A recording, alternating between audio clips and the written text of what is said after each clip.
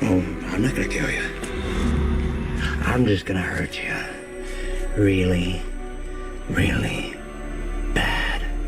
Sometimes a movie appears to have so little potential, make so little sense, have completely the wrong director heading it up with completely the wrong filmography under his belt, focusing on a legacy character, the last rendition of whom disgusted fans far and wide, with the entire legacy media industrial complex trying to choke the life out of it, calling it evil before it had even been released. Sometimes, with all those gears working in opposition to its goal, a movie is so good that it looks at all those factors and has to come down from its giant tower of money to laugh at them in the face as it ends up being a top 5 movie of its decade. And sometimes, a movie has everything to live up to, quadruple the budget of that low expectations movie, an established character that everyone holds in high regard, a director that has apparently proven he can do more than comedies. Sometimes that movie decides to be a jukebox musical so nonsensical that it makes me question if I actually do like movies. We all know that far too often sequels don't need to exist.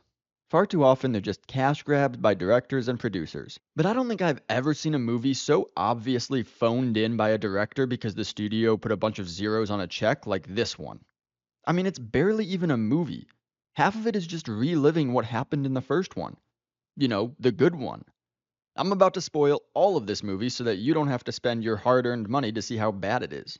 The movie picks up a little after the story in the first one ended, with Arthur in Arkham Asylum awaiting his sure to be highly publicized trial, prosecuted by none other than Harvey Dent, who is pursuing the death penalty for the 5 people they know of that he murdered in the first movie. His compassionate lawyer wants to try to make the case that Arthur has dissociative identity disorder, the thing that gives you split personalities, and that the Joker is the one that committed those atrocities, and Arthur Fleck is actually just a sad man who was brutally victimized as a child. Arthur's spirit has been broken in Arkham, and he is no longer laughing and cracking jokes. In fact, his laughing condition, a really important part of his character, basically doesn't show up at all in this sequel. But his humor returns to him when he meets Lee Quinn. Not Harley, because Todd Phillips is different or something. The first half of the movie is about Arthur's time in Arkham falling for Harley. The second half is Arthur in his trial, where, on the advice of Harley Quinn, he fires his attorney and represents himself. They bring in characters from the first movie to basically recount exactly what happened in that film, so that you don't need to see the first film to understand everything that happened. They even show flashbacks. It also pretty much nukes any and all nuance from the first movie created by Arthur being an unreliable narrator, so well done there, Todd Phillips, damaging your masterpiece.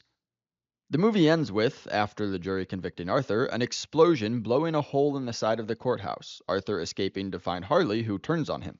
Arthur gets put back in Arkham, where another patient/inmate stabs him to death, then carves his own face in a pretty tasteless imitation of Heath Ledger's Joker that Christopher Nolan had explicitly told them, please don't do the first time around. So that's the basic plot of the movie. Now let's get into some of the missteps, plot holes, and utter absurdities throughout it. We'll start with the elephant in the room, the musical sequences. There are a lot, and to Todd Phillips' credit, they're pretty well done. Well shot, well choreographed, well performed, and virtually worthless to the story. First of all, there are so many of them. Some of them kind of slot into the story. The plot is going and it just becomes a musical. But some of them, they stop everything to have these long, standalone scenes of Arthur's delusions of he and Harley performing, and these are completely pointless.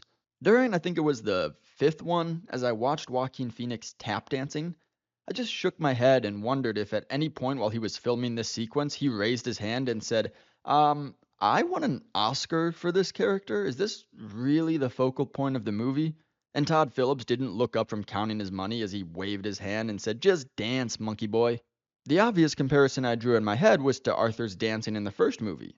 It's him expressing himself in an art form. But here are the 3 key differences between Arthur's dancing in the first movie and his singing in the second movie.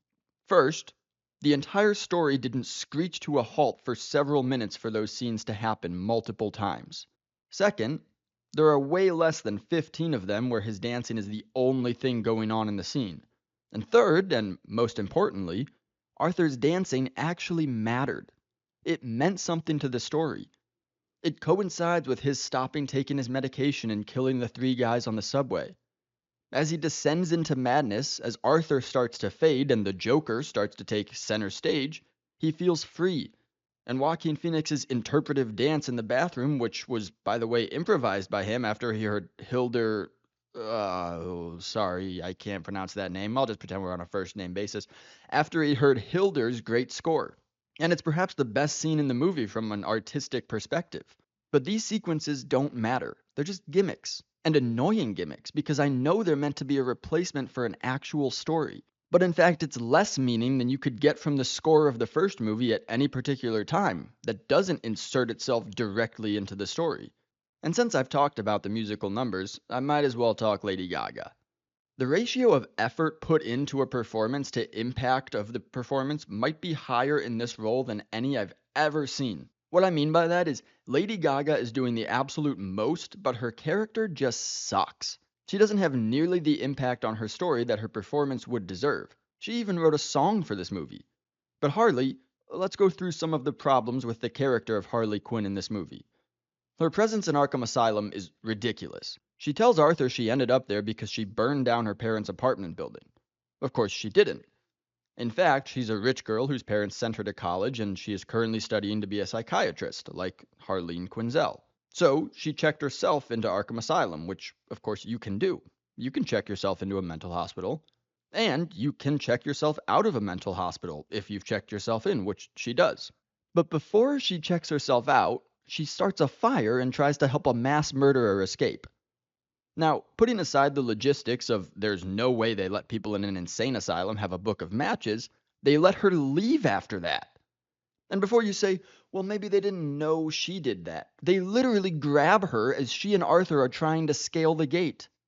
And we no longer can do the unreliable narrator shtick because at every turn in this movie, Todd Phillips decided to confirm that Arthur is in fact a reliable narrator.